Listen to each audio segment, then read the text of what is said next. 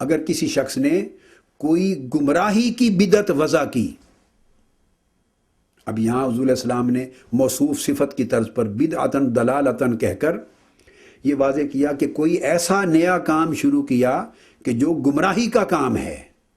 اور پھر مزید شرط در شرط لگا دی لا یرضاہ اللہ ورسولہ، ایسا برا کام، گمراہی کا کام جس سے اللہ اور اللہ کے رسول راضی نہیں ہیں، ایسا نیا کام شروع کیا جس سے اللہ اور اس کے رسول راضی نہیں ہیں، تو اس کو اس کا گناہ ہوگا، اور جو لوگ اس پہ عمل کریں گے ان کے گناہوں میں سے بھی اس کو ملے گا، ان کے بوجھوں میں سے بھی وہ بوجھ اس پر پڑتے رہیں گے، اور ان کے بوجھ بھی برقرار رہیں گے، کم نہیں کیے جائیں گے۔ تو اس سے یہ واضح پتہ چل گیا کہ نیا کام کوئی شروع کرنا اٹ سیلف برائی نہیں ہے، دیکھنا یہ ہے کہ اگر وہ جو نیا کام شروع کیا جا رہا ہے کیا وہ اچھا ہے یا برا ہے، اور اللہ کے رسول اس نئے کام سے راضی ہوں گے، نیک کام ہے یا برا کام ہے ناراض ہوں گے۔ اگر اچھا کام ہے، مبنی بر حکمت ہے، مبنی بر خیر ہے، مبنی بر اصلاح ہے، تو اس کا اجر ہوگا، اور اس پر اللہ تبارک و تعالی اور اس کے رسول خوش ہوں گے۔ یہ اس لفظ سنت کے اس بات پر یہ آ گیا ترمذی شریف کا حوالہ، جامع ترمذی کا۔ اب اسی جامع ترمذی کو ہم آگے لے کے چل رہے ہیں۔ اسی جامع ترمذی سے ایک اور بہت اہم کنسیپٹ ہے جو اب دینا تو میں اس کو اینڈ پر چاہتا تھا، مگر چونکہ اب وہ جامع ترمذی کی بات چل رہی تھی تو میں نے کہا چلو اسی ایک کتاب کو میں کنکلوڈ کر لوں۔ یہ بڑا کنکلوسیو ریفرنس ہے،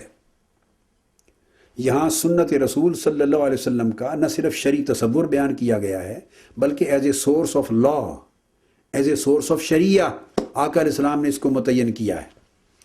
اور یہ جامع ترمذی کا باب ہے باب الاحکام، ابواب الاحکام جامع ترمذی کا، اور اس ابواب الاحکام میں باب نمبر 3 یہ ہے کہ قاضی یعنی جج کس طرح فیصلہ کرے گا، جج کے فیصلہ کرنے کا طریقہ کیا، اس کو ڈسکس کیا جا رہا ہے۔ آقا علیہ السلام نے فرمایا، امام ترمذی روایت کرتے ہیں حناد سے، حدثنا حناد قال حدثنا وقی عن شعبہ عن ابی عون الثقفی عن الحارث بن عمرو، یہ پوری سند ہے، اور حدیث ہے اس کے راوی حضرت معاذ بن جبل رضی اللہ تعالیٰ عنہ ہیں۔ حضور علیہ السلام نے جب انہیں یمن کا قاضی مقرر فرمایا، یمن میں جج مقرر کیا، تو قاضی یمن مقرر کرتے ہوئے آقا علیہ السلام نے پوچھا ان رسول اللہ صلی اللہ علیہ وسلم بعث معاذا الی الیمن، جب آقا علیہ السلام نے حضرت معاذ بن جبل کو اپوائنٹ کیا چیف جسٹس یمن کا، تو پوچھا کیف تقضی، اے معاذ تم وہاں فیصلے کیسے کرو گے، جب کیسز تمہارے پاس آئیں گے تو بتاؤ کس طرح ڈیسیژن کرو گے۔ اب آپ دیکھیں کہ آقا علیہ السلام پوری جورسپروڈنس بیان فرما رہے ہیں، جورسپروڈنس کا وہ سبجیکٹ کہ اسلامک لا اور اسلامک شریعہ اور اسلامک جو لیجسلیشن ہے اور اسلامک ججمنٹس ہیں ان کے لیے بیسز کیا ہوں گے، فنڈامنٹل سورسز کیا ہوں گے، اور ان کی ترتیب، ان کا آرڈر اور پریورٹی کیا ہوگی، یہ پوری کی پوری اسلامک جورسپروڈنس ہے اس ایک حدیث میں۔ تو آقا علیہ السلام نے فرمایا کیف تقضی، یا معاذ، اے معاذ فیصلے کیسے کرو گے، فقال اقضی بما فی کتاب اللہ، یا رسول اللہ صلی اللہ علیہ وسلم میں فیصلہ کروں گا سب سے پہلے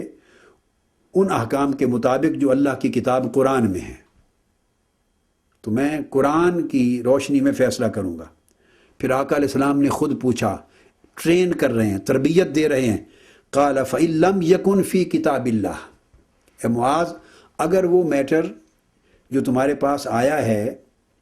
ایڈجوڈیکیشن کے لیے، ڈیسیجن اور ججمنٹ کے لیے، اگر اس کے اوپر کوئی رہنمائی اور کوئی واضح حکم اللہ کی کتاب قرآن میں نہ موجود ہو، قرآن میں نہ ملے، تو کیا کرو گے؟ قال فبسنت رسول اللہ صلی اللہ علیہ وآلہ وسلم،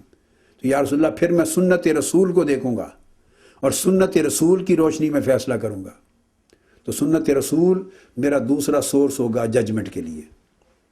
پھر آقا علیہ السلام نے فرمایا فَإِن لَمْ يَكُنْ فِي سُنَّتِ رَسُولِ اللَّهِ، تو گویا آقا علیہ السلام نے سنت رسول کو قرآن کی طرح ایک fundamental source of law, fundamental source of شریعہ اور فنڈامنٹل سورس آف ججمنٹ کا درجہ عطا کر دیا۔ ایکچولی یہ درجہ تو خود اللہ رب العزت نے عطا کیا تھا جب فرمایا یا ایھا الذین آمنوا اطیعوا اللہ و اطیعوا الرسول و اولی الامر منکم۔ اس آیت کریمہ نے بھی پوری اسلامک جورسپروڈنس بیان کر دی کہ 3 ہیں سورسز آف اسلامک لا، اور تمہاری ججمنٹ کے لیے، تمہارے ڈیسیجنز کے لیے، تمہاری پالیسیز کے لیے یہ جو اوریجنز اور سورسز ہیں، روٹس، وہ 3 ہیں۔ وہی 3 اس حدیث میں بیان ہوئی ہیں۔ قرآن میں کہا اطیعوا اللہ کی اطاعت کرو، یہ قرآن کے مطابق فیصلہ کرو، وَأَطِيعُوا الرَّسُولَ، اور پھر اللہ کی اطاعت کرو، اور اس کے بعد واو عاطفہ لگا کے الگ سے فرمایا ہے وَأَطِيعُوا الرَّسُولَ، اور اطیعوا کے لفظ کا حکم کا تکرار کیا ہے، امر کا، اور پھر رسول کی اطاعت کرو۔ یہ اشارہ ہے حضور کی سنت اور حدیث کی حجیت کی طرف کہ سب سے پہلے قرآن حجت ہے، اور جس طرح قرآن حجت ہے پھر اس طرح رسول حجت ہے، اپنی سنت اور حدیث وہ بھی اتھارٹی ہے۔ وَأُولِي الْأَمْرِ مِنْكُمْ، اور اولی الامر منکم، اور پھر تیسرے درجے میں جو مین ان اتھارٹی ہیں، اولی الامر۔ اب اولی الامر کے لیے صیغہ جو امر کا تھا اطیعوا، یہ ریپیٹ نہیں کیا، اس کو اطیعوا الرسول کے تابع بیان کر دیا، اطیعوا اللہ و اطیعوا الرسول و اولی الامر منکم، تیسری بار نہیں ریپیٹ کیا اطیعوا۔ تو اشارے یہ دے دیے کہ fundamental, permanent, unchallengeable, constant, perpetual, unconditional جو سورسز ہیں شریعہ کے اور سورسز ہیں لا کے اور لیجسلیشن کے، وہ 2 ہیں، اللہ اور اللہ کے رسول، یعنی قرآن اور سنت و حدیث۔ یہ انکوالیفائڈ سورسز ہیں، انچیلنجیبل سورسز ہیں، اس پر کوئی ایف اور بٹ نہیں ہے۔ جس طرح کوئی چیز، کوئی امر، کوئی حکم اور کوئی نہیں اللہ سے ثابت ہو جائے، یعنی قرآن سے، اور کوئی مسلمان اس پر ایف اور بٹ نہیں کر سکتا، اس طرح اگر کوئی حکم اور نہیں رسول اللہ صلی اللہ علیہ وسلم سے ثابت ہو جائے، حضور کی سنت و حدیث سے، اس پر کوئی ایف اور بٹ نہیں ہو سکتا۔ There would be no challenge, no condition, no qualification, no exemption، کوئی وے آؤٹ نہیں ہوگا اس میں جان بچانے کا۔ یہ 2 پرماننٹ ہیں، مینڈیٹری ہیں، کمپلسری ہیں۔ اور تیسرا اولی الامر منکم، اور جو تم میں سے اولی الامر ہیں، یہ تیسرے درجے میں اطیعوا کے لفظ کا تکرار نہ کرنا اس بات کی طرف اشارہ ہے کہ یہ ڈیپینڈنٹ سورسز ہیں۔ پہلے 2 انڈیپینڈنٹ تھے، قرآن اور سنت، اللہ اور اللہ کا رسول، یعنی قرآن و سنت انڈیپینڈنٹ سورسز تھے، ایبسولیوٹ اتھارٹی تھی، ایبسولیوٹلی بائنڈنگ تھی، وداؤٹ اینی کنڈیشن۔ اولی الامر منکم یہ کنڈیشنلی بائنڈنگ ہیں، یہ ڈیپینڈنٹ سورسز ہیں، کنٹینجنٹ ہیں، کنڈیشنل ہیں، کوالیفائڈ ہیں، ان کی کچھ شرائط ہیں، اللہ رسول اور قرآن اور حدیث کے تابع ہوں تو یہ اتھارٹی ہیں، بائنڈنگ ہیں۔ اگر اللہ اور اس کے رسول کے حکم کے تابع نہ ہوں، ان کی مخالفت میں آ جائیں، تو پھر اولی الامر کا حکم نہیں ماننا۔ پھر فَإِن تَنَازَعْتُمْ فِي شَيْءٍ فَرُدُّوهُ إِلَى اللَّهِ وَالرَّسُولِ، پھر اللہ اور اللہ کا رسول ہی فائنل اتھارٹی ہیں۔ تو قرآن تو ریپیٹ کر کے کہہ رہا ہے فَرُدُّوهُ إِلَى اللَّهِ وَالرَّسُولِ۔ اگر سنت رسول اتھارٹی ہی نہیں بنانا تھا، اگر سنت رسول کو اسلام میں، شریعت میں حجت بنانا ہی نہیں تھا، اور اس کی کوئی انڈیپینڈنٹ اتھارٹیٹیو کیپیسٹی ہی نہیں رکھنی تھی، تو بار بار کیا ضرورت تھی؟ اس سبجیکٹ پر میں آگے آؤں گا، جب میں حجیت رسول پر آؤں گا قرآن کے حوالے سے، تو کئی نشستیں اس کے اوپر ترتیب سے ہوں گی، کئی نشستیں صرف قرآن پر۔ لیکن سر دست میں صرف ایک پاسنگ ریفرنس دیتے ہوئے بات عرض کر رہا ہوں کہ اگر حضور کی سنت کو